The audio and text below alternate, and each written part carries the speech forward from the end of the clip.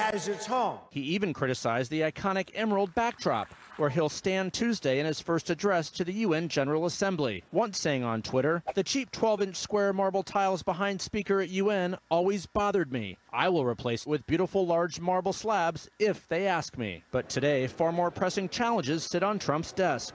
A standoff with North Korea and the Iran nuclear agreement high atop the list of global flashpoints. The president is meeting with a parade of world leaders this week, starting today with Israeli Prime Minister Benjamin Netanyahu. We're going to be discussing many things, among them peace between the Palestinians and Israel will be a fantastic achievement, and we are giving it an absolute go. The UN summit offers a chance for world leaders to take Mr. Trump's measure and to shower him with praise, as Netanyahu did today. And under your leadership, the alliance between America and Israel has never been stronger, never been deeper. During a meeting with French President Emmanuel Macron, Mr. Trump also said he was inspired to hold a 4th of July military parade in Washington after witnessing France's Bastille Day celebration earlier this year. Because of what I witnessed, we may do something like that on July 4th. In Washington, down Pennsylvania. I don't know. We're going to have to try and top it. Chinese President Xi Jinping is not attending the UN summit this week, but spoke to Mr. Trump by phone today. The White House said the two leaders committed to maximizing pressure on North Korea through vigorous enforcement of United Nations Security Council resolutions. North Korea's nuclear threat is one of the biggest reasons the president is taking a softer approach to the United Nations. He lives only blocks away, but today made a rare trip to UN headquarters, a place he's not believed to have visited since this stop in 2001. The real estate mogul in Trump came through the moment he arrived in the towering building today. I actually saw great potential right across the street. Trump World Tower, the president said, became a successful project because of its proximity to the UN. Now, despite disparaging the United Nations over the years, the president knows he now needs them, particularly the sanctions help from the UN Security Council as he deals with North Korea. The Iran nuclear agreement on the president's mind. Wolf, he was asked this afternoon if he plans to re-up in that agreement in that October 15 deadline. He said, "You'll see very soon." Wolf. All right, Jeff, thank you. Jeff Zeleny outside Trump Tower.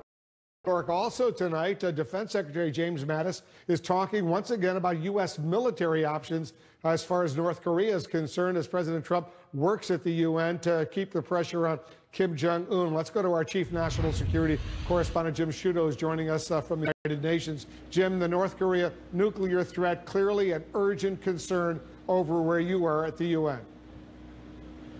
No question any of the odd situation of an American president who has repeatedly derided, even dismissed the UN institution, dependent, in effect, since he's become president, on UN Security Council resolutions to deliver punishing economic sanctions against North Korea, which are a central part of the U.S. strategy in responding to North Korea's military escalation, its progress with missiles, with nuclear blasts, etc. That said, a consistent message of the last 24 hours from Trump administration officials has been that their patience for diplomacy is running out. For convening at the UN General Assembly this week, the most pressing threat is a nuclear North Korea. I think the UN Security Council resolutions really speak for themselves. After a unanimous vote to tighten economic sanctions on the North, Trump administration officials say their patience for diplomacy is running short. We wanted to be responsible and go through all diplomatic means to get their attention first. If that doesn't work, General Mattis will take care of it. Those military options range from limited strikes on North Korean launch sites to more comprehensive decapitation strikes intended to knock out North Korea's leaders. If our efforts fail, though, our military option will be the only one left. We've said from the beginning we don't have a lot of time left. Any military strike, however, involves enormous potential human costs, including threats to civilians and U.S. service members in the South Korean capital, Seoul, a fact that the U.S. Army Chief of Staff made clear today with allies. And it's absolutely critical that we all, every one of our countries, does everything humanly possible in the months ahead to avert an armed conflict and convince North Korea that their path of seeking nuclear weapons is the wrong path. U.S. and South Korean forces are up preparations. The U.S., South Korea, and Japan conducted a show of force with bombers and fighter jets over the Korean peninsula, and continuing drills with ground forces. China and Russia beginning naval drills as well.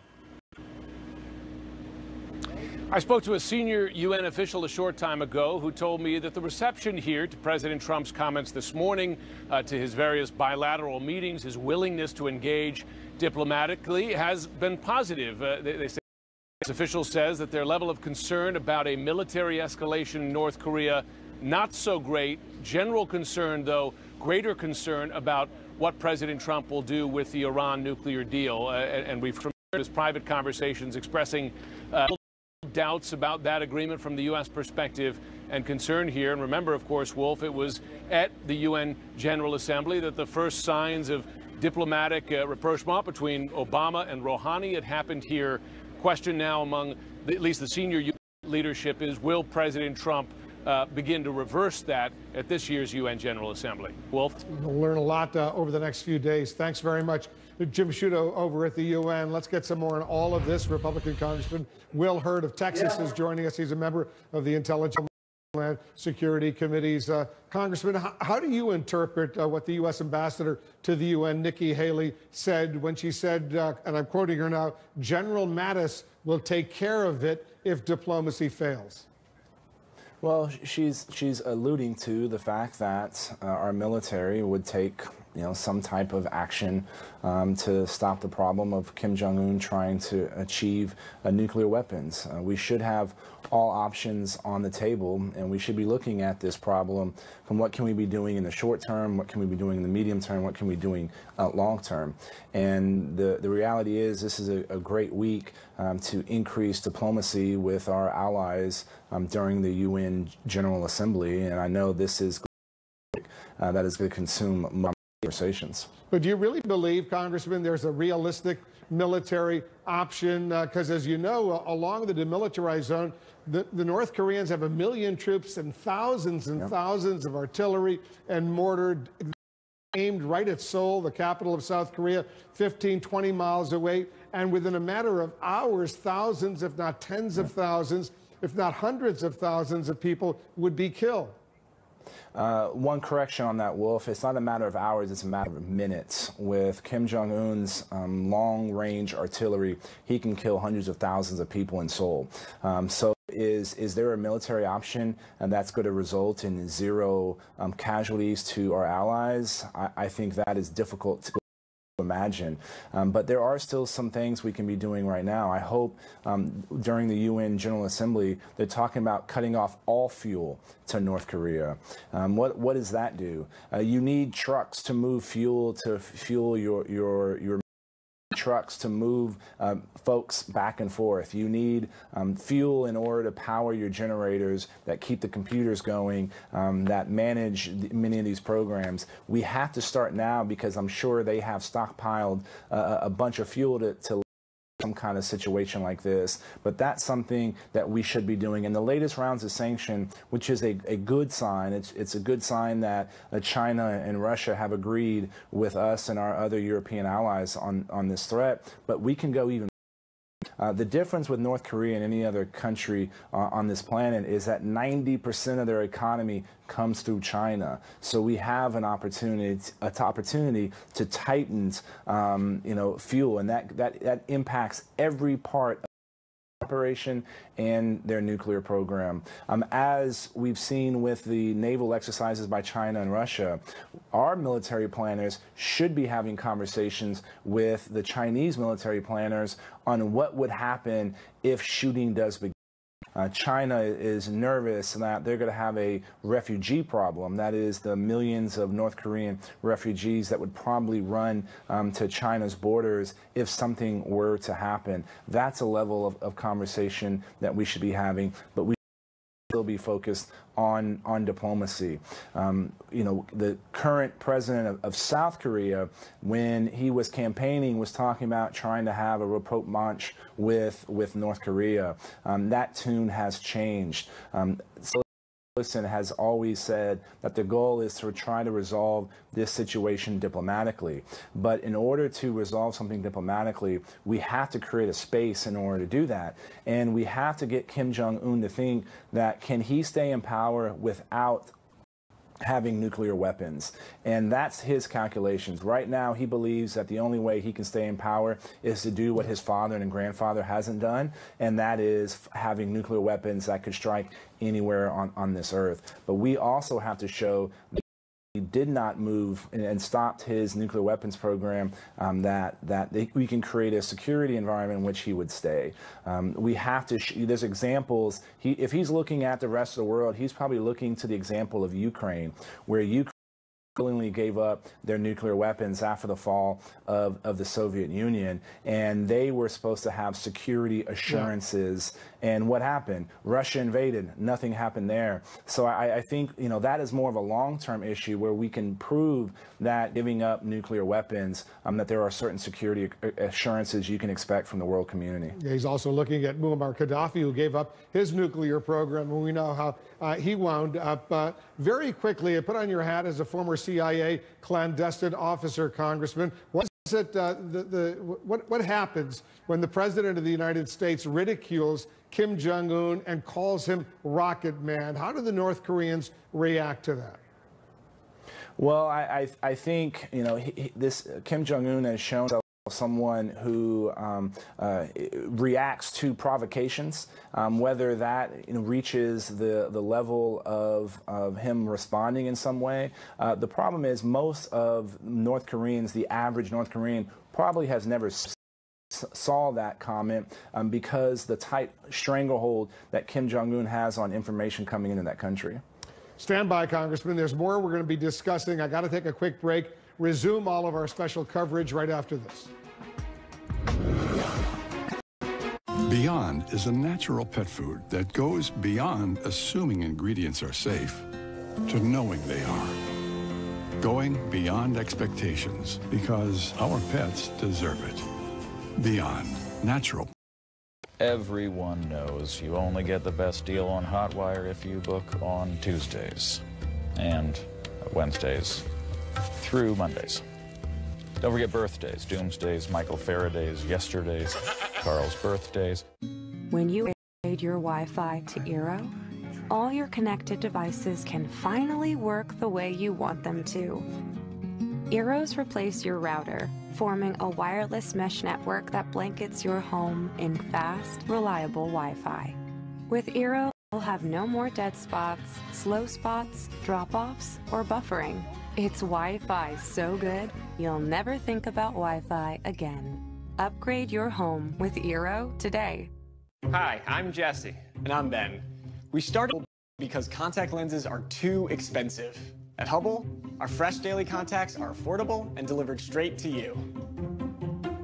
Get your first 2 weeks free at HubbleContacts.com.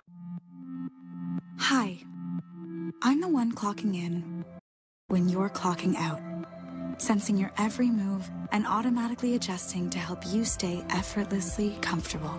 There. I can also help with this. Does your bed do that? Oh, I don't actually talk, though I'm smart enough to. I'm the new Sleep Number 360 Smart Bed. Let's meet at a Sleep Number store. Burn fat and lose weight fast with the brand new South Beach Diet. Lose up to 9 pounds in your first 2 weeks. South Beach low-carb, low-sugar, high-protein program that transforms your metabolism and gets your body to burn fat. I lost 22 pounds on the South Beach Diet. 11 million people use the South Beach Diet book to lose weight. Now we've made it foolproof. Order your 4-week program today with fully prepared to your door. Breakfasts, lunches, dinners, even snacks. It's safe and healthy, easy to follow, great value, and it works. I lost 24 pounds on the South Beach Diet. Order your 4-week plan now and receive a week of our all-new South Beach Complete Shakes free. They're packed with 20 grams of pH, low in sugar, a good source of antioxidants and omega-3s. Supply probiotics with no artificial anything, plus they taste great. Call or go online in the next 2 minutes and we'll throw in FedEx shipping free. Lose up to 9 pounds in your first 2 weeks. You can do it. Take the first step right now. Call 877-919-PLAN or visit southbeachdiet.com and get 1 week of shakes free. Go!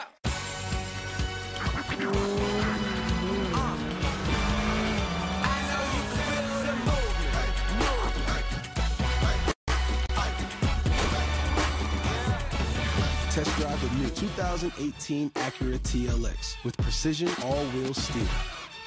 Yeah. I know you can feel the movement. Lease the 2018 Acura TLX for $329 a month for well customers. Visit your Acura dealer today. Where's Gary? Saved money on motorcycle insurance with Geico. Going up the country. Later, Gary. I have a motorcycle. Wonderful.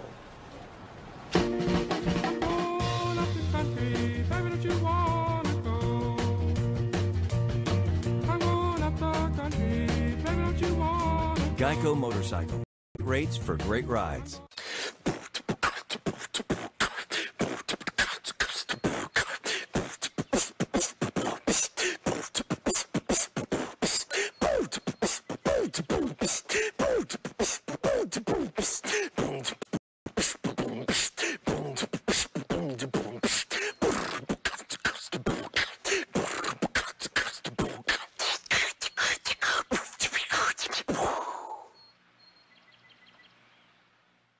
Closed captioning.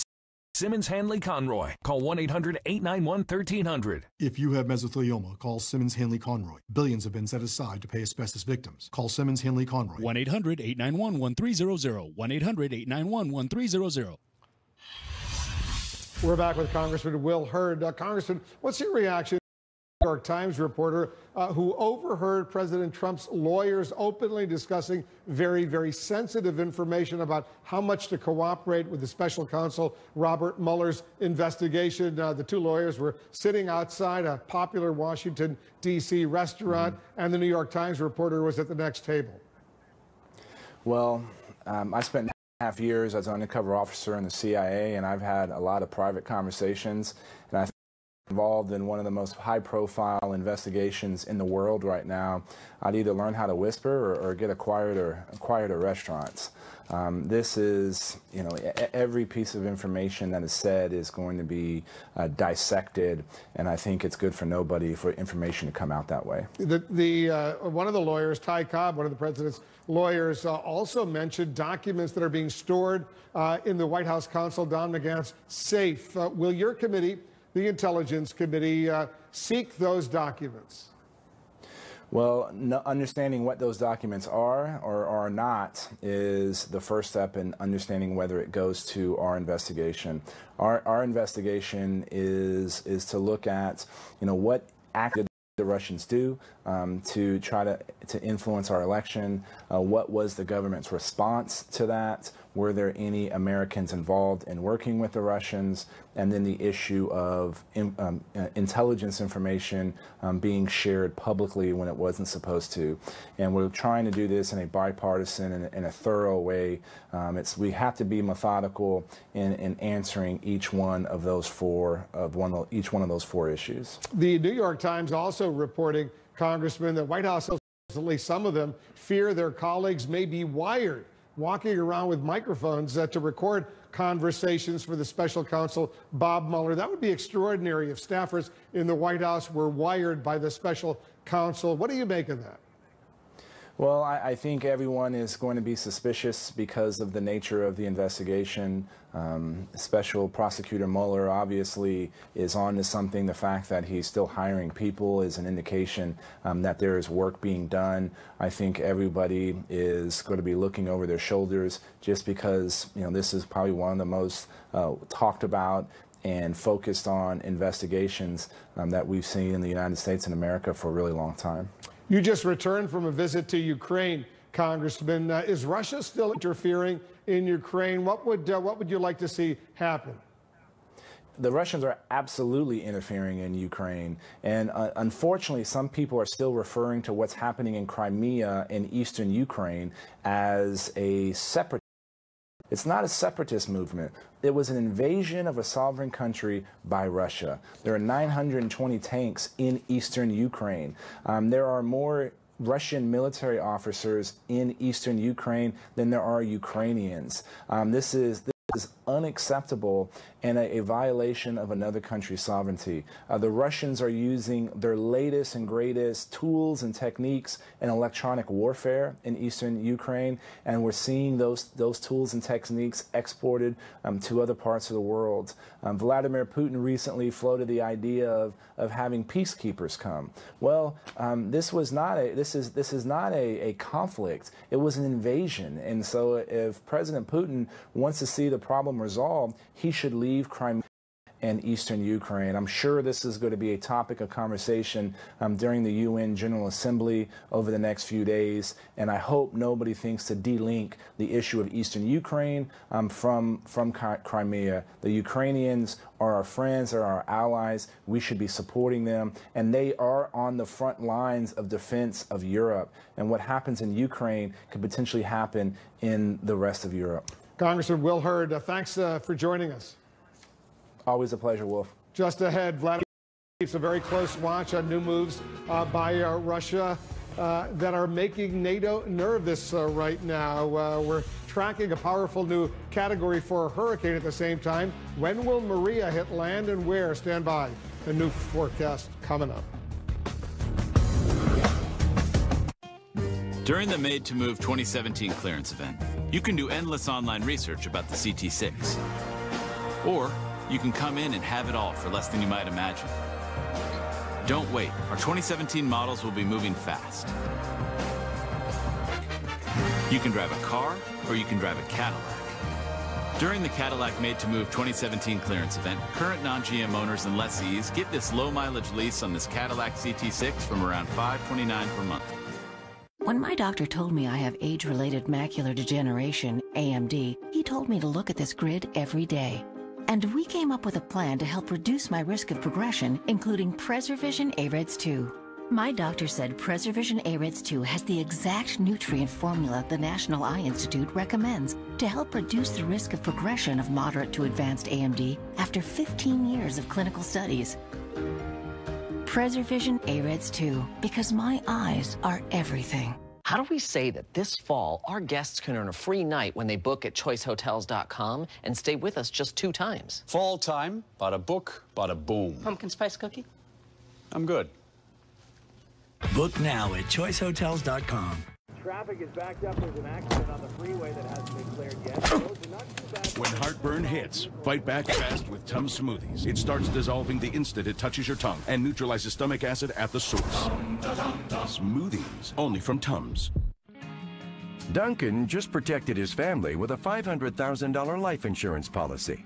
How much do you think it cost him? $100 a month? $75? $50? Actually, Duncan got his $500,000 for under $28 a month, less than $1 a day. His secret? SelectQuote. In just minutes, a SelectQuote agent will comparison shop nearly a dozen highly rated life insurance companies and give you a choice of your 5 best rates.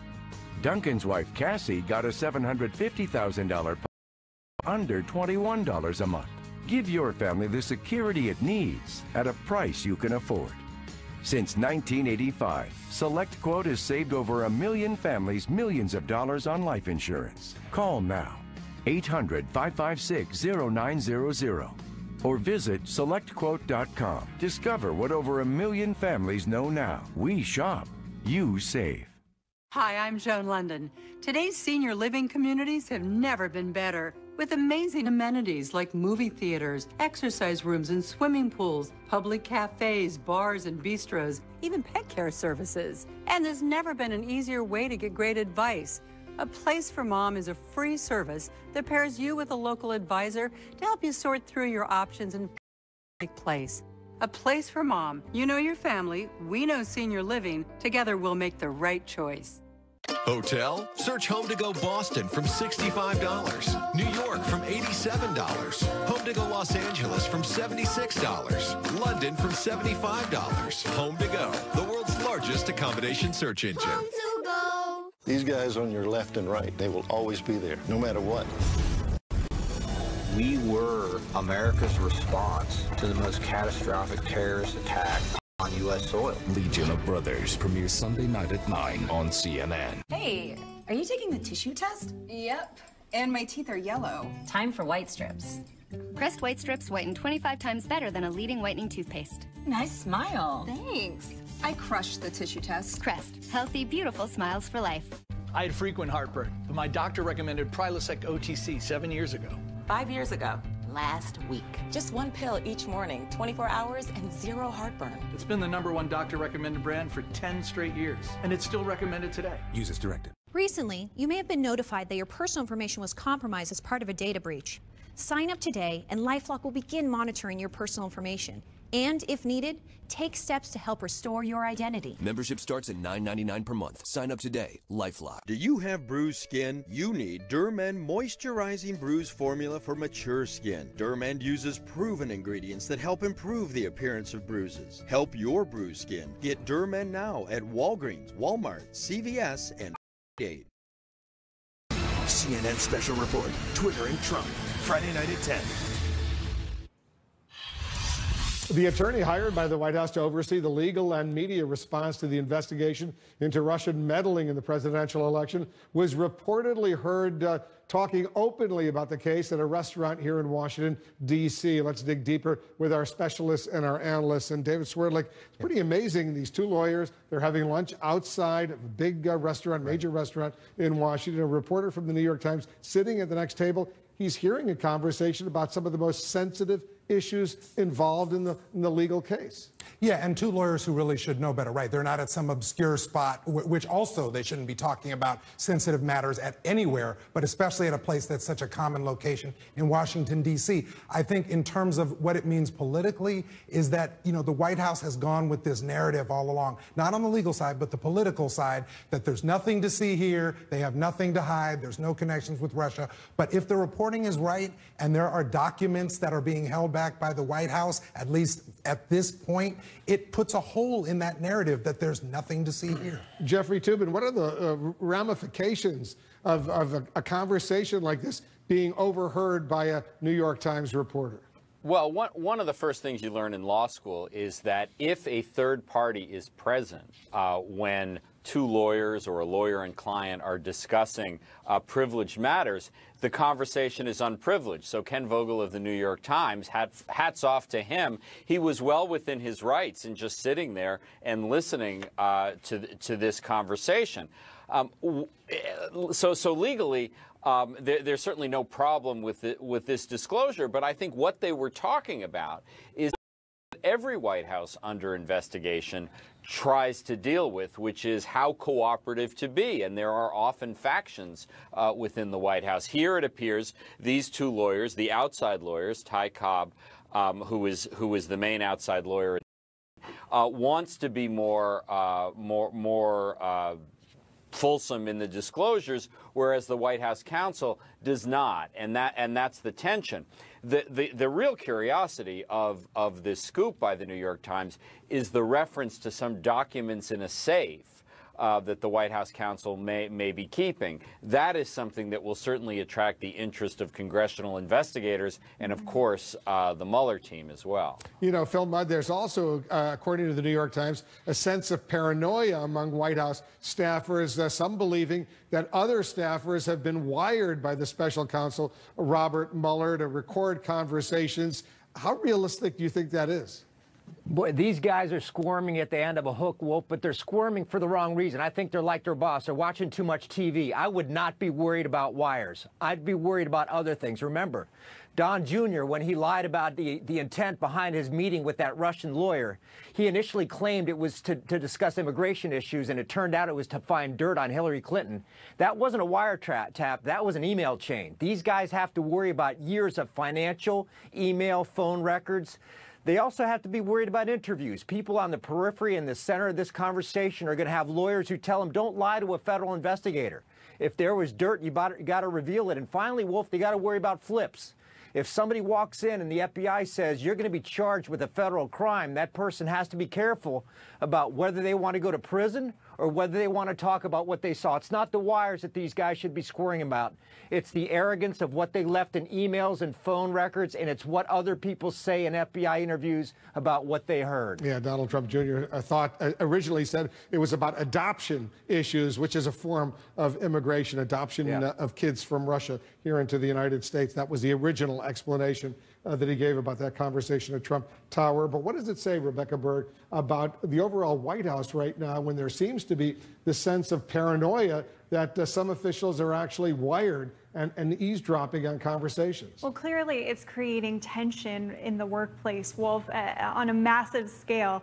Also feeding into these tensions, these frustrations that you would have in any sort of office, but the stakes here are incredibly high. This is the White House we're talking about, and a special prosecutor.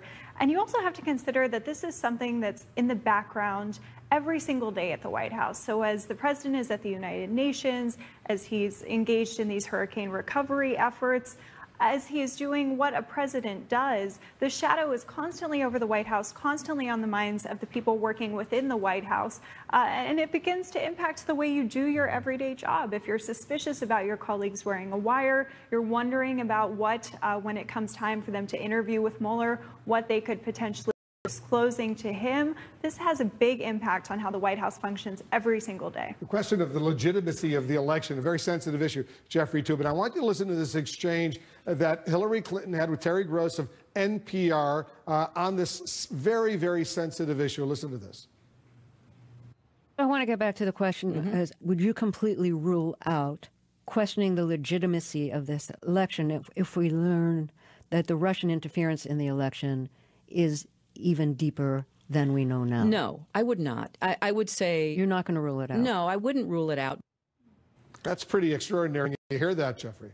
Well, it is, but perhaps we may be reading a little too much into what Hillary Clinton says. I don't think she is saying she's going to somehow go to court or go to Congress and try to have this election overturned. Obviously, that would be impossible at this point. She may say, if there are further disclosures, I think Donald Trump is an illegitimate president. I think this election was not conducted in a fair or appropriate way. That's what I think she's talking about. I don't think that statement, and perhaps others disagree with me, was any sort of indication that she's going to somehow challenge the results of the election at this late date. Well, Phil, what do you think?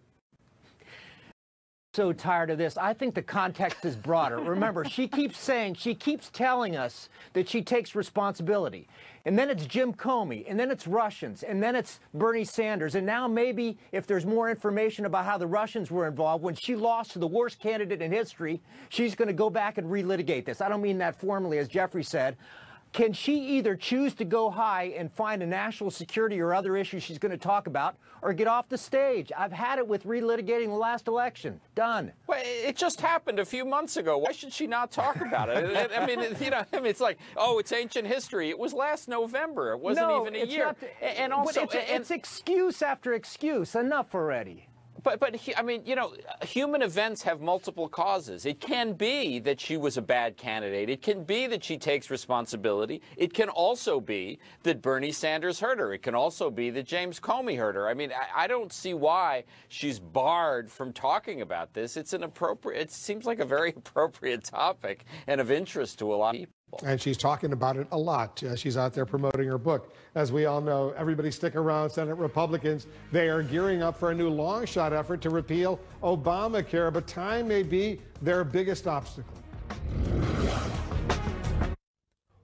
Do Sure Payroll customers have in common? A super easy, affordable way to file and pay payroll taxes. With Sure Payroll, payroll taxes are a breeze. We process employees, contractors, and you can even pay yourself. We file and pay your federal, state, and local taxes. Just call 844-SURE-PAYROLL or visit SurePayroll.com to get a free quote. Award-winning customer service, guaranteed tax filing, plus 60 days free payroll. Tennis training has evolved in really weird ways. Just ask the Bryan brothers. The Izod Performance Stretch Chino with SportFlex expandable waistband. Some foreign governments falsely claim Qatar funnels money to terrorists. Fact is, we stand with the United States to defeat terrorism in all forms. The blockade imposed on us by neighboring Gulf states is illegal. They want to limit our sovereignty and control our foreign policy, but we will continue to stand strong and protect the right to a free press, education, and women's rights. Qatar will prevail. Lift the blockade against Qatar. We are the TV doctors of America, and we may not know much about medicine, but we know a lot about drama. From scandalous romance to ridiculous plot twists. Son? Dad? We also know you can avoid drama by getting an annual checkup. So we're partnering with Cigna to remind you to go see a real doctor. Go, know, and take control of your health. It could save your life. Doctor poses. Dad. Cigna, together, all the way. Have you been diagnosed with spinal stenosis, bulging or herniated disc, sciatica, or other chronic spine conditions? Are you ready to find lasting relief? Call Laser Spine Institute, the nation's leader in minimally invasive spine surgery, to learn how a less than 1-inch incision can have you up and walking within a few hours of surgery, free from chronic back pain, and with no hospital stay and no lengthy recovery. Call 1-800-216-BACK now for your no-cost MRI review. Take your first step in joining over 60,000 patients who found lasting relief at Laser Spine Institute. When you're in that much pain and you live on painkillers, you really don't have quality of life. I feel like Laser Spine Institute was an answer to prayer. The heavens had opened up and it was like, I can live again. If you've been told you might need neck or back surgery, call 1-800-216-BACK now for your no-cost MRI review. Laser Spine Institute, a less than 1-inch incision, a lifetime of standing tall. I hated our bathtub, but who has time for a remodel? Not this family. And then there's the mess. Then I heard about Bath Fitter. They came in and put a beautiful new bathtub right over our old one. Bath Fitter also has seamless walls that provide a watertight fit. There's no mess, no demolition, and they get it done in as little as 1 day. Plus, they provide a lifetime guarantee. Thanks to Bath Fitter, I have a bathtub I love. Call today or learn more at bathfitter.com. Let's go! Let's go! It's the 10th season of Parts Unknown, and I still have a job? Who saw that coming? Season 10 of Anthony Bourdain Parts Unknown starts Sunday, October 1st at 9 on CNN. Monaco Rare Coins has discovered a hoard of absolutely stunning, original, mint condition Morgan silver dollars. Without question, the most collected United States rare coin in existence. The 1918 Pittman Act authorized the conversion of 350 million of these coins back into silver bullion. We're very excited to have discovered this hoard in this type of condition, original mint condition on this particular hoard, especially with a broad range of dates. You have the opportunity now to buy these coins for a fraction of what they've traded for in the past and for much less than many dealers charge today. Now you can purchase 20 certified brilliant uncirculated Morgan silver dollars from Monaco and receive the 21st coin for only $1. Take advantage of this introductory offering. These coins are over 100 years old, and once you hold one in your hands, history just comes alive. Give us a call at Monaco and reserve your historic set today. Own a piece of history. Call Monaco now. Call 1-800-997-2136. This is CNN, the most trusted name in news. Yet another effort to repeal Obamacare is gaining some momentum in the U.S. Senate tonight, with Republicans trying to rally support for a last-ditch, long-shot effort. Let's go to our congressional correspondent, Phil Mattingly, who's working the story for us. Phil, I know there's a very, very tight deadline. Yeah, that's exactly right. 12 days, Wolf. That's how much time they have to get something that over the course of the last 9 months, they have not been able to succeed in. They need to do that by September 30th, pass something, if they want to be able to do it under budget rules by a simple majority vote. And that's exactly why you see Republican senators today still trying to get their heads around what's actually happening. Just 7 days ago, this wasn't even an option. It wasn't something Senate leaders were taking seriously. Now they are. And the reason why? Well, their conference said they want to give it a shop, but what is actually in this bill, Wolf, is extremely important. It's a bill that Democrats, including Chuck Schumer, the Senate Democratic leader, is calling in the midst of a red siren moment. That's how seriously everybody is taking this. Now, this bill has some elements of a traditional repeal and replace plan. It repeals the individual and employer mandates. It ends the Medicaid expansion in Obamacare by 2020, but there are also significant differences. Past plans have kept a less generous version of the Obamacare tax subsidy in place. This changes that entirely. While it keeps most of the Obamacare taxes, it uses that money to fund block grants that would go to individual states. Now, that is something on its face that conservatives like very much. States' rights, federalism, something we hear about a lot up here.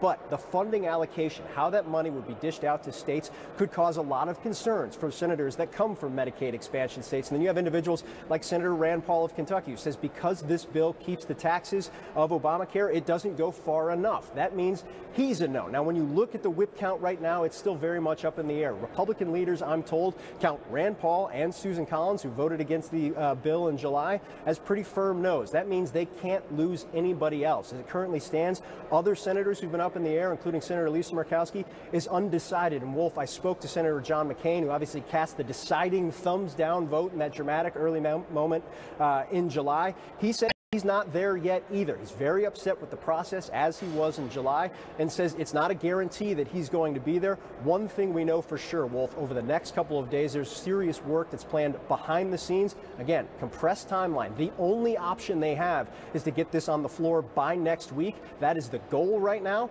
Whether they get there, though, is still an open question, Wolf. Will the Congressional Budget Office, Phil, have enough time to really assess this legislation, determine, for example, how many people would lose health insurance?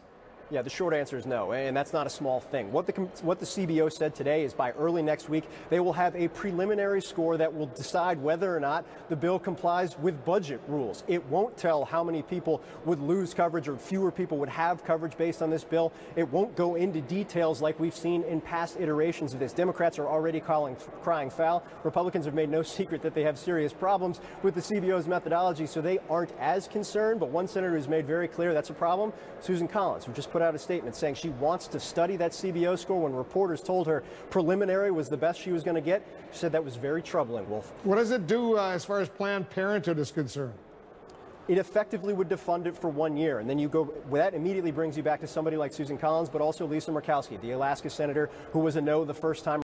Very clear. Defunding of Planned Parenthood is essentially a red line, or at least one of their red lines. So whether or not that stays in could dictate where this is going. But as of this moment, an effective defunding of Planned Parenthood for 1 year is in the bill. It's something conservatives want, something the outside groups have called for repeatedly. But again, that creates math problems for them. There's still a definite threading of the needle that would need to occur if this is going to happen. And again, on a very, very compressed timeline. But the fact that this is even alive at all, Wolf, given what it would do, and that most members haven't even gotten their heads around the bill yet, it's no small thing, and definitely an indication that this is a very serious effort, Wolf. Yeah, I know the White House supports it. Would it be a done deal? Let's say the Senate does pass it very narrowly. Would the House of Representatives pass it as well?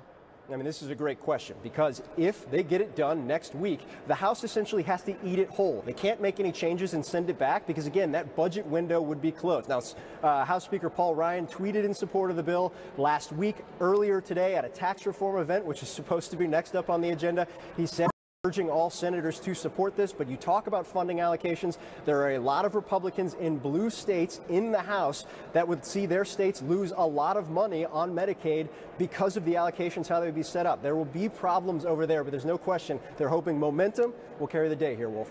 Phil Mattingly up on the Hill. I want to go to New York right now. The president meeting with Latin American leaders over at the United Nations. They're at a hotel in New York City. These are live pictures. You see some members of the U.S. delegation. The president's going to be sitting down and meeting with these Latin American leaders. And we just saw General McMaster, the president's national security advisor, Latin American leaders. The president's been meeting most of the day with world leaders. Earlier in the day, he met with Benjamin Netanyahu, the prime minister of Israel. Let's listen in and see what they're saying.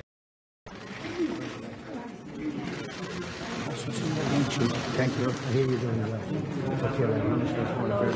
Mr. President, how are you? Good to see you. Congratulations. Good job. President Panama, great to see you again. I assume they're all going to sit down at the table, have a little conversation. but maybe the president will open it up with some remarks. Maybe we'll hear from some of these Latin American leaders as well. This is a moment, David Swerlik, that the president clearly enjoys these meetings with world leaders. Yeah, I mean, for one thing, you see the president right there, you know, doing the ceremonial aspects of being president, making his debut in front of some of these leaders, expressing his American leadership. As long as he has stuck to script so far today, it has gone fairly well for him. He still has tomorrow and a bigger speech to get through, but right now, this is the kind of presidential duty that you've seen presidents do before, and he's carrying it out in a fairly traditional way. There's the U.S. ambassador to the United Nations, Nikki Haley. Rex Tillerson is there. You see Mike Pence, the vice president of the United States there. Oh, this is a major dinner that the president's having. He's asking everyone to sit down. I think he's going to make a little statement. I want to listen in as they get ready for dinner and to hear from the president. Well, thank you very much, everyone. It's a great honor. I had a long conversation with President Xi of China this morning. We discussed some of the obvious things, and we discussed trade, and we also discussed a place called North Korea. It was a long call. It was a very good call. We have a very, very fine relationship, and let's see what happens. I think we're making great progress. So, and we are going to be going to China on during the month of November. You probably have it in your schedules, and I look very much forward to that. And I'm thrilled to host this important dinner with leaders of some of the greatest allies in the Western Hemisphere, and that is so true. We're here to discuss the growing crisis in Venezuela. The socialist dictatorship of Nicolas Maduro has inflicted terrible misery and suffering on the good people of that country. This corrupt regime destroyed a thriving nation by imposing a failed ideology that has produced poverty and despair everywhere it has been tried. To make matters worse, Maduro has defied his own people, stealing power from their elected representatives to preserve his disastrous rule. The Venezuelan people are starving, and their country is collapsing. It was one of the wealthiest countries in the world for a long period of time, and now the people are starving and the country is collapsing. Who would think that's possible? Their democratic institutions are being destroyed. The situation is completely unacceptable. As responsible neighbors and friends of the Venezuelan people, our goal must be to help them regain their freedom, recover their country, and restore their democracy. I'd like to thank the leaders in this room. We have some great leaders in this room. I want to thank them for condemning the regime and to providing the vital support to the Venezuelan people. Most of the media, the press, a lot of other leaders have no idea the tremendous job that the people, without exception, in this room are doing as leaders of their country in helping the people of Venezuela. And I can tell you, we really appreciate it, and the world really appreciates it. So thank you all very much. We appreciate that so much. The United States has taken important steps to hold the regime accountable. We are prepared to take further action if the government of Venezuela persists on the path to imposing authoritarian rule on the Venezuelan people. We're fortunate to have incredibly strong and healthy trade relationships with all of the countries gathered here today. They're doing very well with the United States. We want to try and change that a little bit so we can turn the tables just a little bit. You're doing very well. I congratulate you all. Nikki knows exactly what I'm saying, and Rex knows exactly what I'm saying.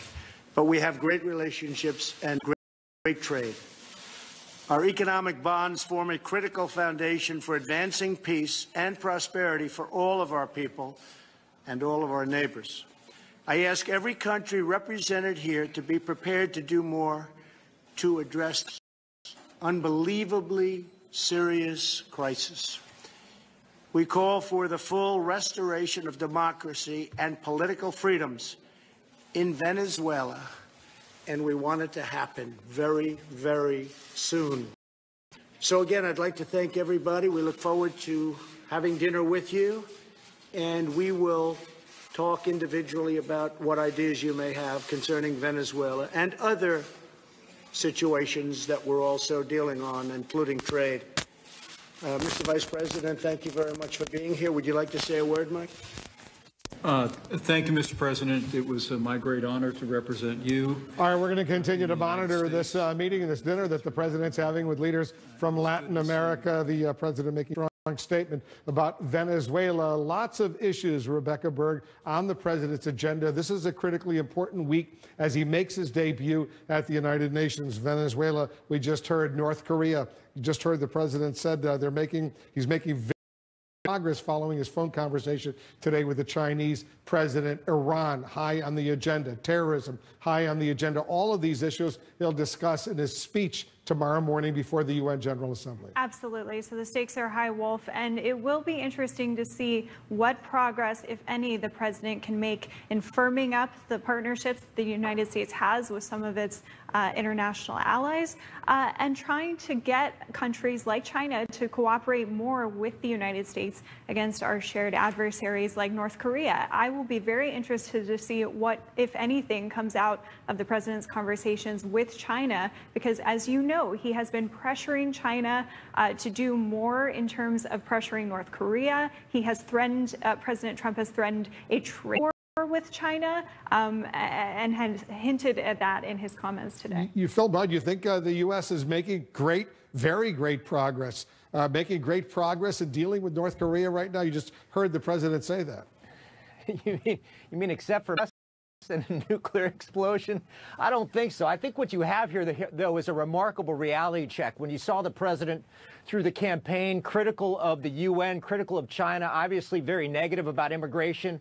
In these areas of dealing with the Iran nuclear program, that's the United Nations. Dealing with sanctions in North Korea, that's the Chinese in the United Nations. Dealing with Venezuela, that's the Latin Americans. I think when he's realizing the transition from campaign to governance is that you can't critique all these people around the world because the U.S. can't go it alone. And you just heard that in his comments about partners in Latin America, Wolf.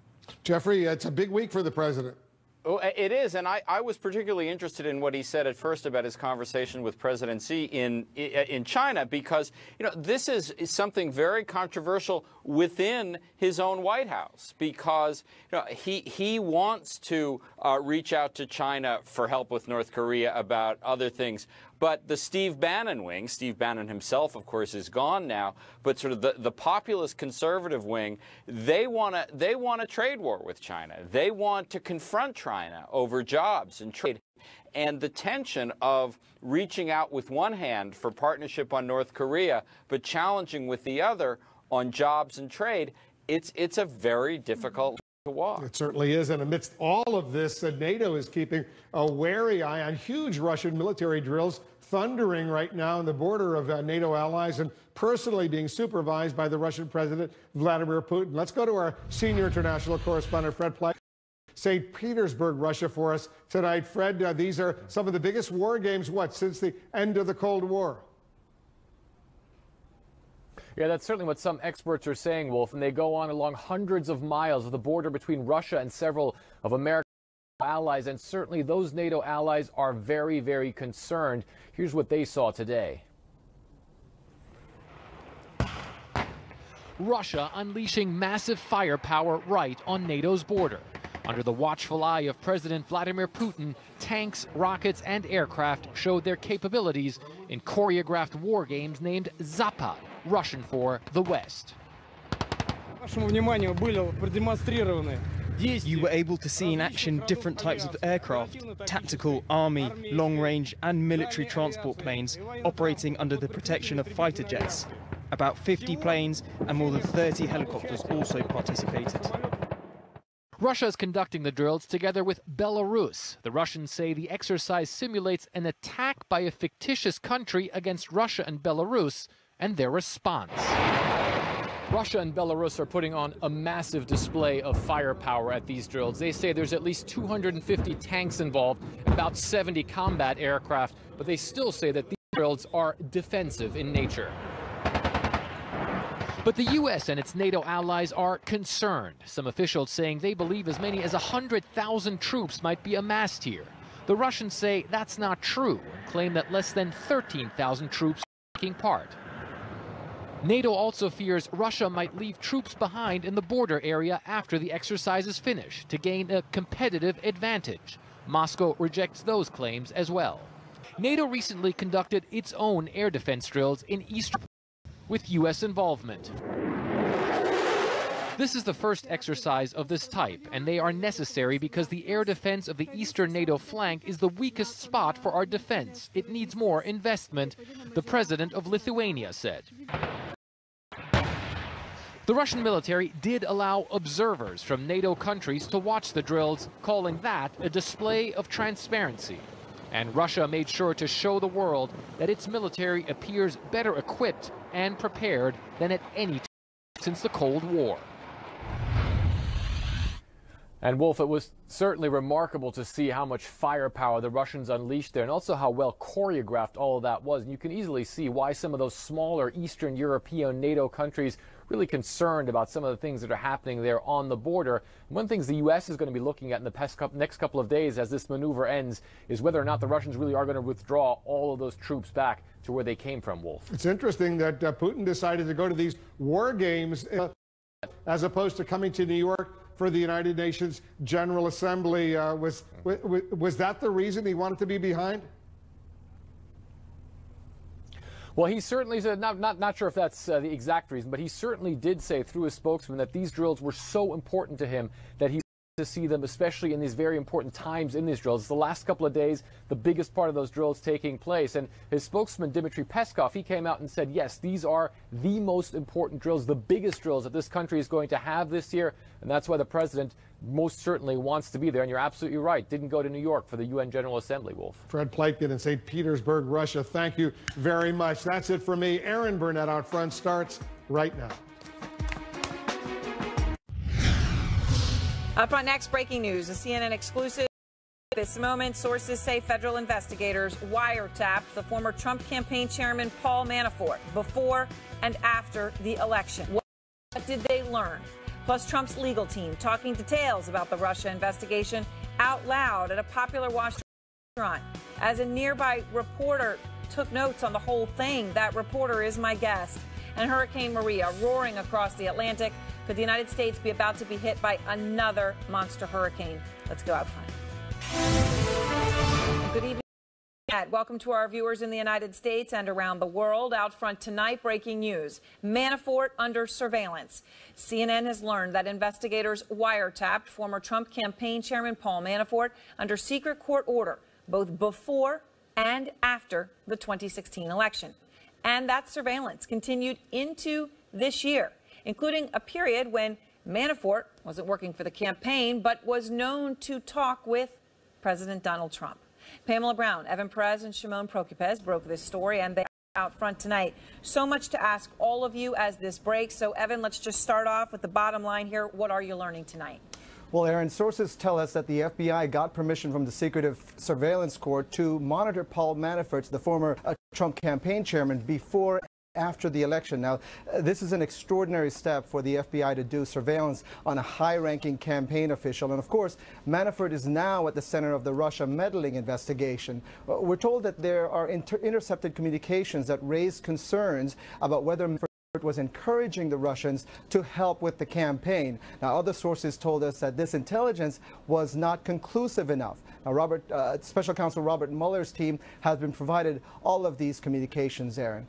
So, Evan, when you say encouraging, Manafort encouraging Russians to help with the campaign, obviously the weight of everything is on that word encouraging. What do you mean by it?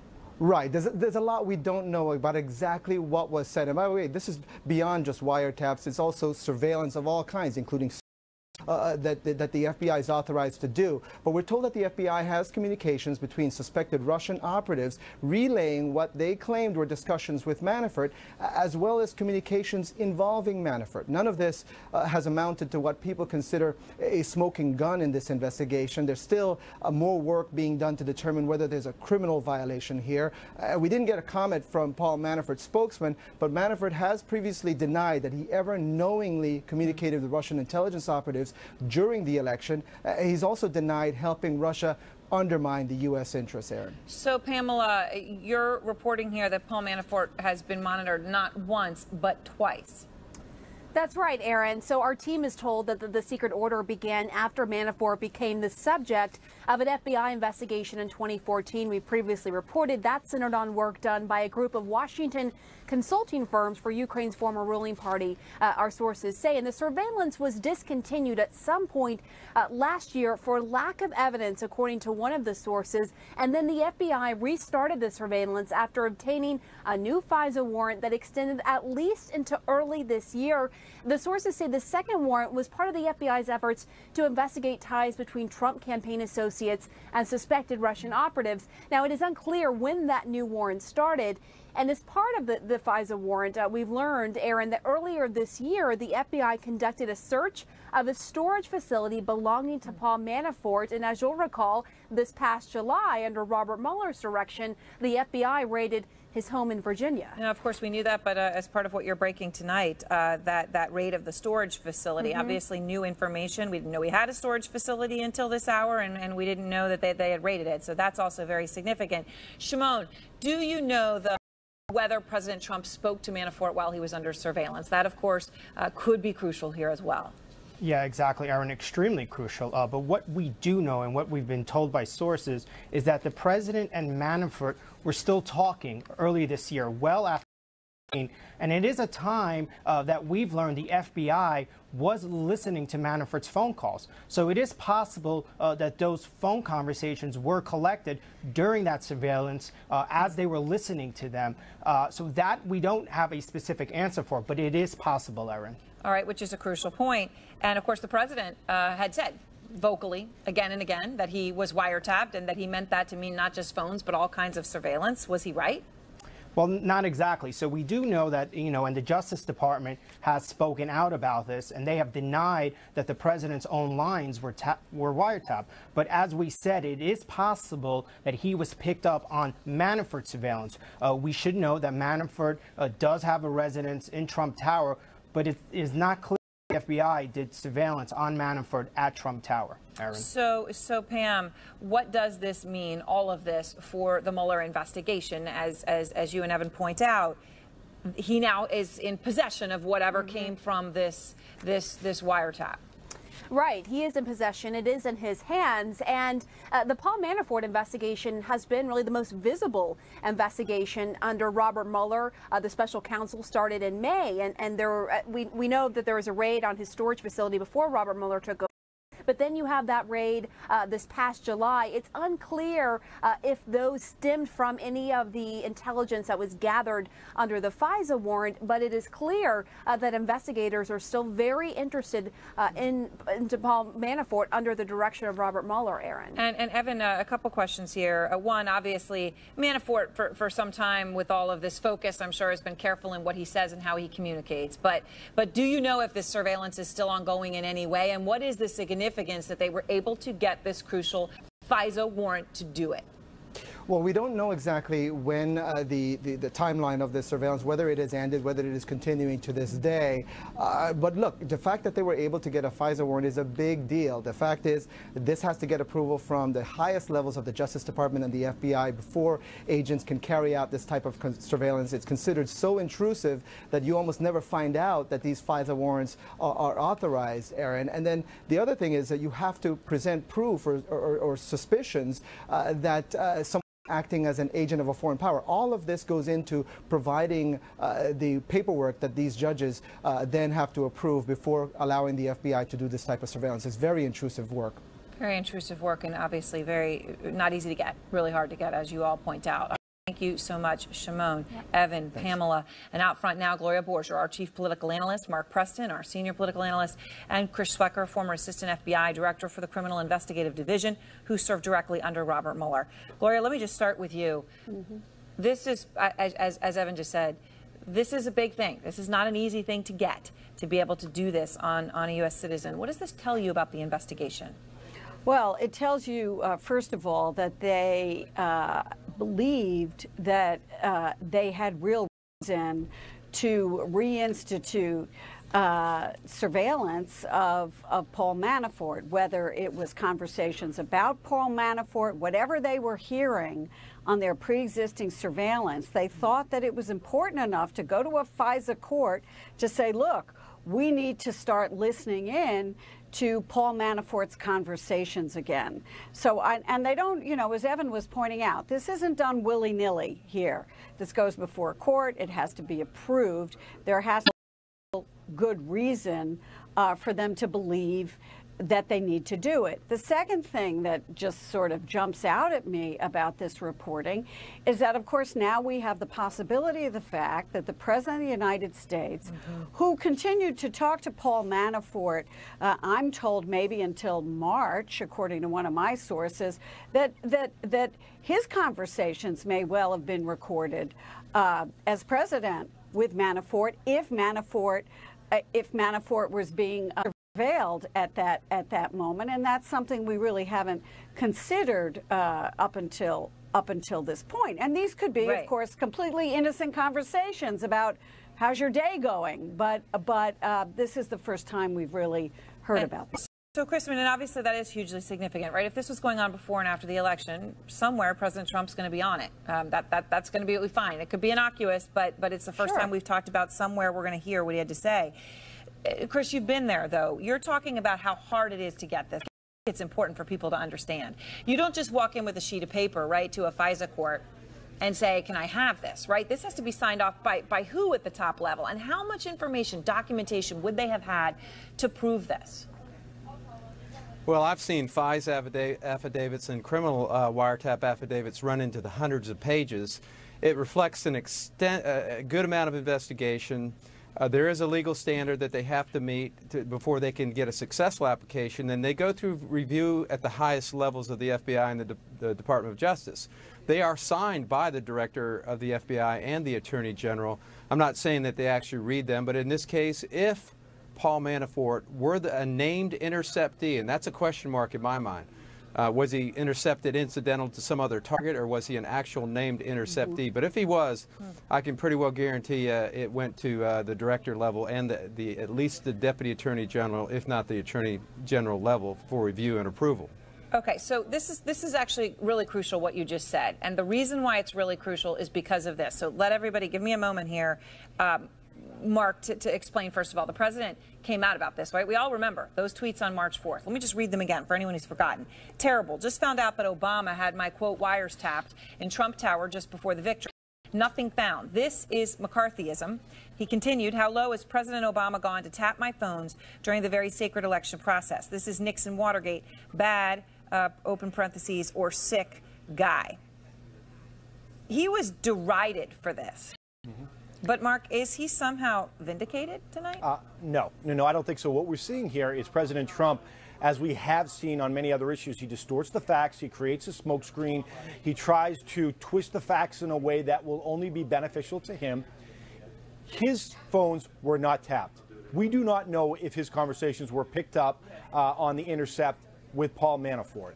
They very well could have, but we do not know that yet. And if they were, they weren't directed at him specifically. However, if there was discussion on those calls where President Trump actually acknowledged what Paul Manafort is alleged to have done, then he's in a lot of trouble there, Aaron. So I think you've drawn an important and fair distinction, Mark. But Chris, let me ask you, because this is what people are going to wonder about, right? You take those tweets from the president, right, and you take what you just said, right, that this would have been signed off on the highest levels of both the Department of Justice and the FBI. Let's just remember, the then FBI Director Jim Comey was asked directly about Congress whether Trump's tweets were true. He said he had, quote, no information that supports those tweets. And then just a couple of weeks ago, on Friday, September 1st, the Justice Department submitted a court filing which reads in part, quote, both FBI and NSD, which is part of the national security apparatus there, confirmed they have no records related to wiretaps as described by the March 4th, 2017 tweets. Okay, so technically that may be true, but is it misleading if they knew that there was a wiretap of the campaign chairman for Donald Trump? Yeah, you know, this is an interesting question. I think most people, and I think the president included, have a basic rudimentary understanding of the term wiretap. And it is a term of art. You have to name every possible interceptee in your affidavit and your application, whether it's a criminal wiretap or a file. So it becomes an important distinction. Who is actually the target of the wiretap and what device is the target of the wiretap or the interception? So, I mean, you could generically say that the president was wiretapped if he was actually intercepted. I could see that, you know, the basic citizen out there would look at it that way. But it's a very important distinction as to whether he was incidentally intercepted. That happens all the time. Right. Now, Gloria, Chris, again, drawing that important distinction. But yet, if this is what the president was referring to, he is going to claim victory. Well, you know, the president's phone wasn't tapped. Right, but if his conversations were picked up. Well, we don't know. We don't know, but if we they can't were, get ahead of ourselves here. We really, you know, we don't know. What we do know is that the FBI felt strongly enough about Paul Manafort and his interactions vis-a-vis this Russia investigation that they felt the need to try to reinstate a wiretap that they had ended a while ago, because there were things that clearly came to their attention that they felt warranted a lot of investigation. As you're investigating the question of collusion, the Russia hack into the election, and all the rest of it. And I think what this story does is it makes Manafort look like more of a central figure in this. Again, you can't draw any conclusions. You don't know what they found, but you do know they were interested. Right. You do know they were interested. You do know this that the contents are in the possession of Robert Mueller. Chris, as you point out, they would have had to have an incredible amount of documentation to even get this. So it wasn't just based on a suspicion and things just smell funny. It was based on real bona fide information. All right. Thanks very much to all three of you. And next, we continue our coverage here of this breaking news. And Donald Trump, not the only one talking about the election still. Hillary Clinton now today, guess what? She says she is she's open to questioning the legitimacy of the election itself, to questioning the results. Plus, Trump's legal team in turmoil after a very public discussion about the Russia investigation. And guess what? Who took this picture? A reporter sitting at the next table. He is my guest. He heard it all. And breaking news, we're tracking a new and extremely dangerous Category 4 storm, Hurricane Maria, on an incredibly destructive path at this hour. And a storm expert will tell us what is so different about this one.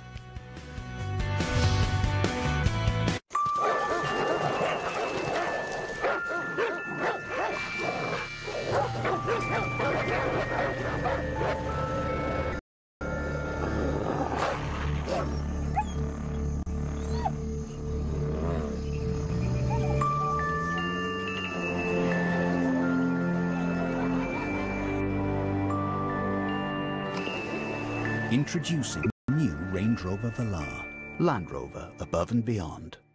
Can we at least analyze customer traffic? Can we push the offer online? Legacy technology can handcuff any company, but yes is here. The new app will go live Monday. Yeah, with Hewlett-Packard Enterprise forming the way we work. With the right mix of hybrid IT, everything computes.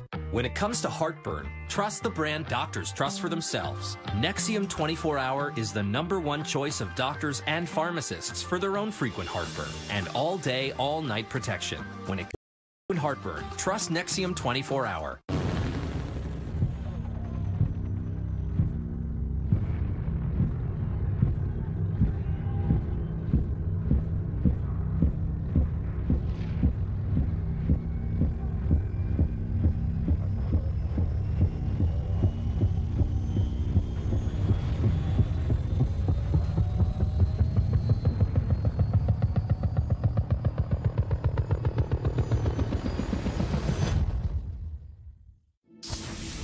Their experience is coveted. Their leadership is instinctive. They're experts in things you haven't heard of. Researchers of technologies that one day you will. Some call them the best of the best. Some call them veterans. We call them our team.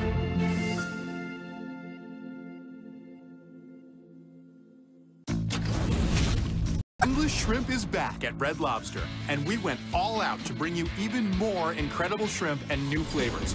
Like new Nashville hot shrimp drizzled with sweet amber honey, and new grilled Mediterranean shrimp finished with a savory blend of green onions, tomatoes, and herbs.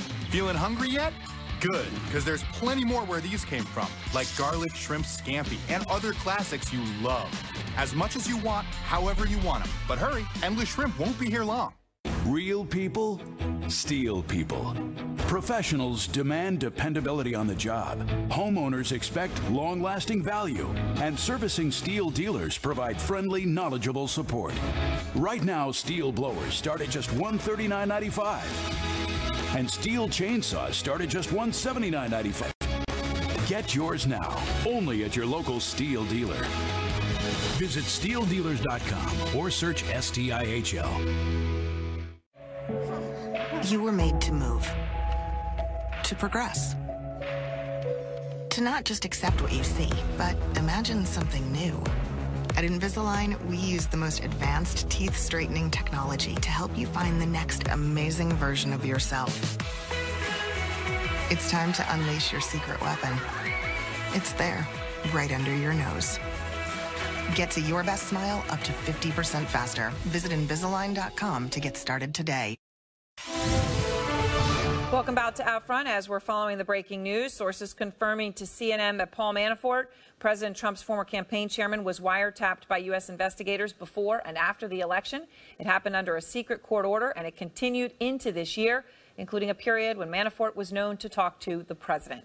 Three sources say some of the intelligence collected includes communication that caused concern. The Manafort had encouraged Russians to help with the campaign. Two of those sources warned, though, the evidence is not conclusive. Out front now, Democratic Senator from Oregon, Jeff Merkley, who sits on the Senate Foreign Relations Committee. And, Senator, I appreciate your time. You're welcome. We note that Bob Mueller, the special counsel, of course, has details of these communications that were intercepted. By the way, this was phone communications, emails, any sort of communications that Paul Manafort would have had. How significant do you think this is?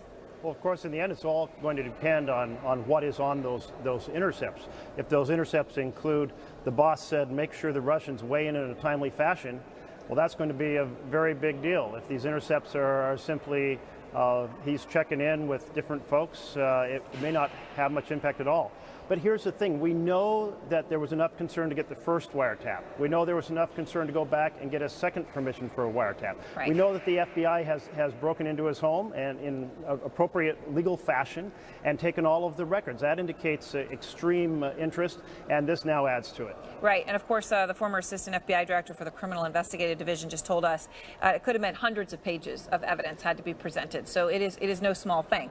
But let me ask. It's a very big deal to have these taps. So the president tweeted on March 4th, you remember, Senator, terrible, just found out that Obama had my wires tapped in Trump Tower just before the victory. Nothing found. This is McCarthyism. Now, obviously, the tap that we're finding out about is Paul Manafort, who did have a residence in Trump Tower at that time. Jim Comey would have known about this, as our understanding, that this FISA warrant.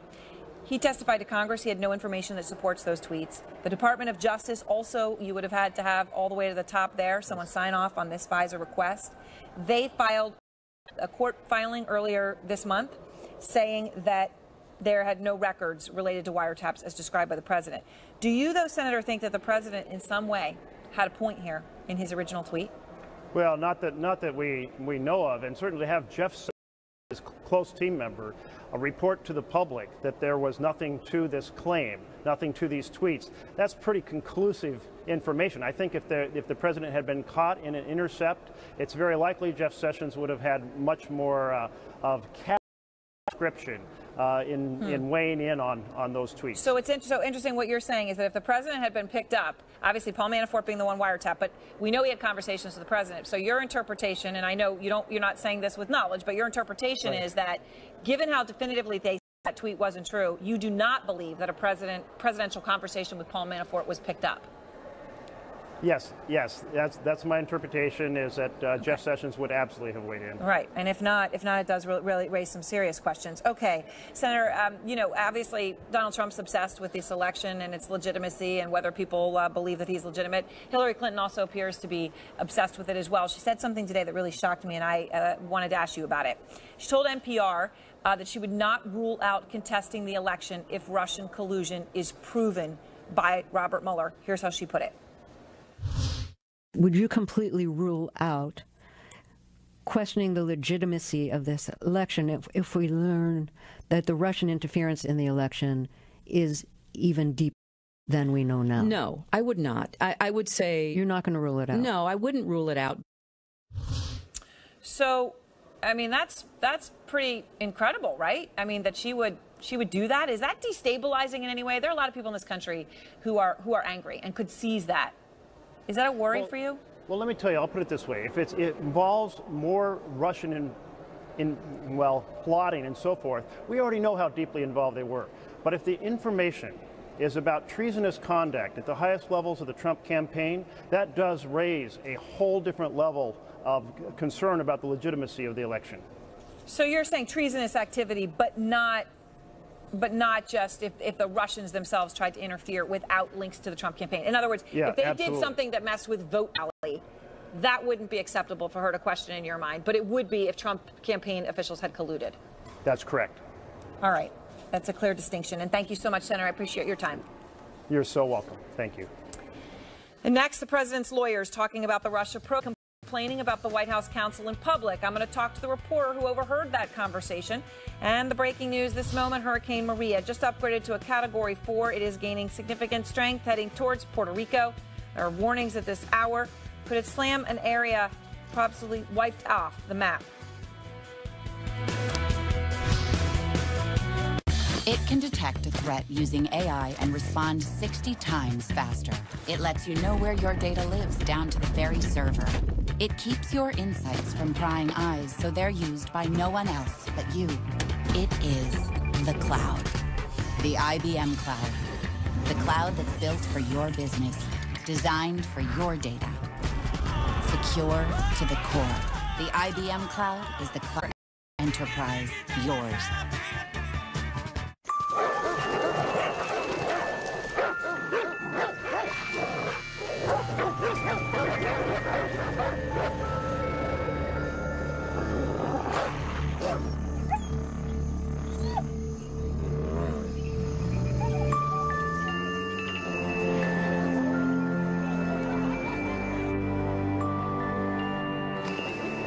Introducing the new Range Rover Velar. Land Rover, above and beyond.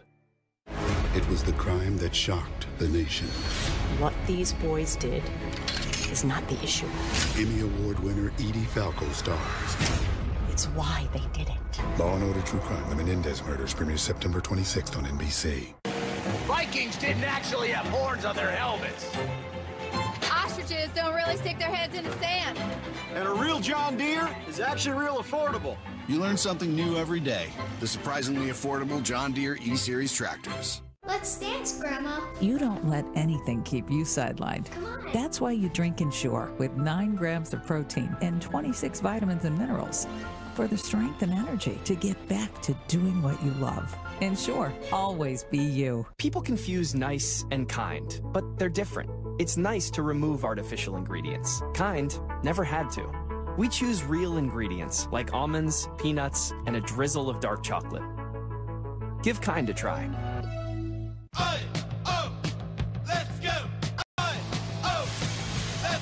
It's the 10th season of Parts Unknown, and I still have a job? Who saw that coming? Season 10 of Anthony Bourdain Parts Unknown starts Sunday, October 1st at 9 on CNN. Ransomware is an illegal international business. We don't need to hurt them or for a government to throw them in jail. We need the business of ransomware to fail. Gone. Remember the 70s oil crisis? The government mandated a measurement, MPG. Car buyers based on MPG, and we now have electric and hybrid cars. The ransomware crisis demands a new measurement, detection rates. Ransomware targets email and tricks users to click its payload. Antivirus software should detect and block this ransomware. Too often, it doesn't. Demand higher detection rates and it hits the cybercriminals in their wallet. When homes, businesses, and government agencies purchase based on detection rates, we defeat ransomware. PCmatic has perfect detection rates and is the only antivirus made in the United States. Defeat ransomware. The Wonder List with Bill Weir, Saturday, October 7th at 9 on CNN. New tonight, President Trump's lawyers caught slamming their colleagues and dishing about the Russia investigation at a popular Washington restaurant.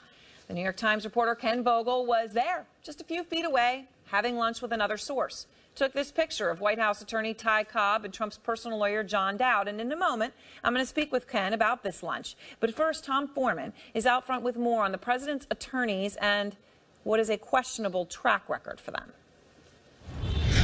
Chatting about a sensitive case in a crowded restaurant might be risky for any lawyers. But when you present the president and a New York Times reporter is close enough to listen and snap pictures, well, it's just another example of how President Trump's legal dream team is sometimes hijacking headlines, and not in a good way.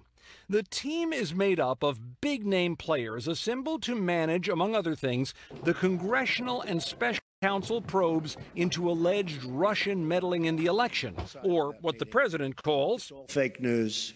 But there have been stumbles. Attorney Jay Sekulow repeatedly denying, for example, that the president helped craft a statement from his son about a meeting with Russians. Well, no, that was written by Donald Trump Jr. and I'm sure in consultation with his lawyer. Because the New York Times has reporting that the president okayed the statement. Well, they're incorrect. The White House, however, later contradicted Sekulow, saying, yes, the president did weigh in. Attorney John Dowd, according to the New York Times, forwarded a defending the president's statements about the violence between white supremacists and counter-protesters in Charlottesville. I think there's blame on both sides. The message said, in part, the Black Lives Matter movement has been totally infiltrated by terrorist groups. Attorney Ty Cobb sparred with a reporter from Business Insider who released an email in which he asked if she was on drugs. Attorney Mark Kasowitz has now left the Trump team, but this summer ProPublica published emails from a man who asked Kasowitz to resign and got this response: F you! How dare you send me an email like that? Watch your back, B. Kasowitz later apologized. So perhaps that overheard meeting in the restaurant is not so surprising. But the former Attorney General for Virginia says, this is really, really below the standards of any lawyer. This should never have happened, and it's something we're talked to about and taught about as budding lawyers all the way back in law school. Does any of this mean these lawyers cannot effectively represent the president? No, of course not. But it does mean when presidential attorney Michael Cohen meets with members of the Senate tomorrow, he could face more thorny questions than he expects. Aaron? Thank you, Tom. Out front now, Ken Vogel, a reporter for the New York Times who overheard President Trump's attorney publicly discussing the Russia investigation, and Richard Painter, the former White House ethics lawyer for George W. Bush. So, Ken, let me start with you. I want to start first with this lunch. You know, you're at a steakhouse, I know, with a source, BLT Steak. It's a nice steakhouse. Set the scene. Did you see Ty Cobb and John Dowd before you sat down? Did they sit down next to you? How did this all play out? Yes. Actually, my source and I were seated before Dowd and Cobb came in, and we had probably been there for about half an hour, and my source kind of points over my shoulder and says, hey, isn't that guy? And sure enough, as you described, the guy's the big handlebar mustache. He is not the most inconspicuous fellow in the world. I turned around and noticed, yes, in fact, it is him. We sort of continued our lunch, wrapped it up, and throughout the conversation with the source, I'm kind of half leaning in, trying to hear the conversation. next to me. My source kindly just sort of excused himself, and I said, you know, I'm just going to hang out here and have a few more iced teas, and I hung out for another half hour to 45 minutes as Cobb and Dowd continued this conversation about very sensitive legal strategies. Very sensitive legal strategies. Okay, so you're sitting there. And at this point, you're sitting alone, you know, and most of us, if someone's sitting alone, you know, you kind of have an awareness. Is that person listening in on your conversation? They didn't seem to have that awareness. And then, you know, we've shown the picture that you sent out, you tweeted out of them having lunch. And you obviously took that picture. I mean, were you trying to do it inconspicuously, or they just were that oblivious? I think it's probably a little bit of a combination of the two. I definitely was not looking at them. I was trying to keep my head buried in my phone, on which I was taking notes. But from their perspective, perhaps I was just surfing the internet, as everyone is wont to do, you know, these days. And the photo, I kind of tilted the camera and tried to touch the button to trigger it inconspicuously. But yeah, I mean, they showed no awareness, or if they did have any kind of suspicion that I was sitting there doing anything other than surfing my phone, they certainly didn't adjust their behavior accordingly. No, and they're sitting there, right? They're talking about internal disagreements and fights over what to do over the Russia investigation. Names are being thrown around, right? I mean, all of it. Yeah, I mean, the most interesting takeaway for me, other than the tension, which is maybe linked to the disagreement over the legal strategy, but the degree to which they really laid out the debate that they were having over document production and executive privilege, and the degree to which they might be sort of at odds, and laying out the way that Ty Cobb felt that more document production and erring on the side of inclusion of these documents would potentially help Mueller shift the investigation, or sort of guide Mueller in his investigation away from Trump, because Cobb feels that there is nothing in these documents to hide, versus Don McGahn's perspective, which Cobb laid out a little bit, but we also were able to flesh out more from our subsequent reporting, which is that this document production should be done only after a very thorough review as to whether these documents should potentially be executive privilege should be applied to these documents. And that is something that McGahn, we understand, feels that Cobb is not taking into account, and that in so doing, he might potentially compromise the ability of the Trump White House in this investigation, in future legal dealings, and maybe even future presidencies, compromise future presidencies' ability to assert privilege when a prosecutor is seeking documents. So, Richard, I mean, you hear what this conversation's about. And that's important. The circumstances, though, I think are really surprising, that they just were so oblivious. They're sitting there talking, and Richard even at one point talking about Jared Kushner, as Ken has reported, and he's taking notes. He's sitting alone, avidly interested. He took their picture. They didn't notice. Is this more than just gossip? Well, this is the guy that can't shoot straight. I think that President Trump has had a series of second-rate lawyers. You don't go into a rep and start talking about your client's business, particularly if your client is the President of the United States and you're shooting your mouth off about various people in the White House, and the restaurant is right next to the New York Times. I mean, this is crazy. Oh, as Tom Foreman just reported, right, the lawyers who are representing the president have made some questionable decisions, right? I mean, this is not the first. Having the poor judgment, at the least, to have a conversation like this in public would be just one of them, right? Trashing the press, contradicting the White House. We have seen this out of other lawyers as well. Is this the result of working for a president who plays it fast and loose, or is this because a lot of lawyers don't want to take on this job? Which is it? Well, I wouldn't want President Trump as a client. I mean, he's almost come very close to confessing obstruction of justice in front of the Russian ambassador in the Oval Office. And then he tweets like crazy. If he put the Twitter away, that would help. But he won't do that. He's a very difficult client to work for. And he's digging himself deeper and deeper on Russia. They just keep on yakking away. I mean, Ken, and as they literally, in those words, are yakking away next to you, right?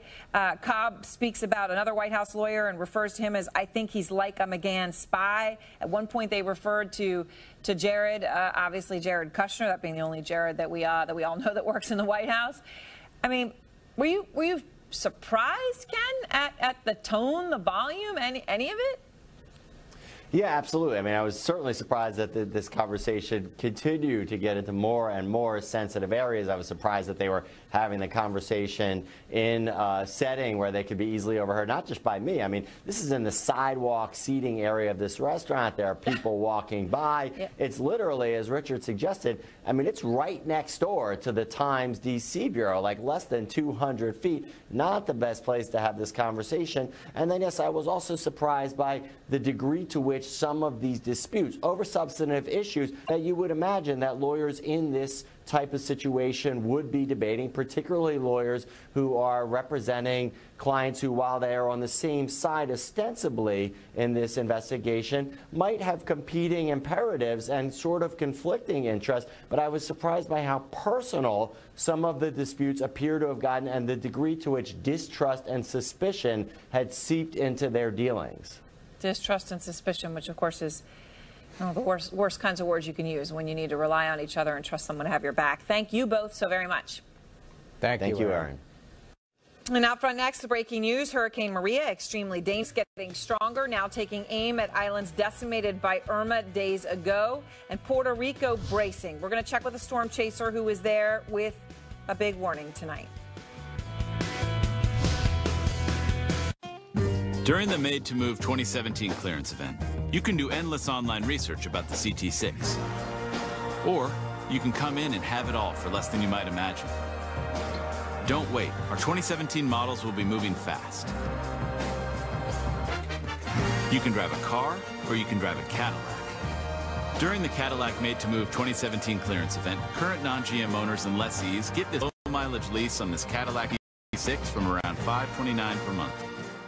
Marco Polo! Marco Polo! Marco Polo! Polo! Marco! It's Marco Polo? Surprising. Ragazzini, io sono Marco Polo. Sì, sono qui. What's not surprising? How much money Amanda and Keith saved by switching to Geico. Ah, Polo. Polo. 15 minutes could save you 15% or more.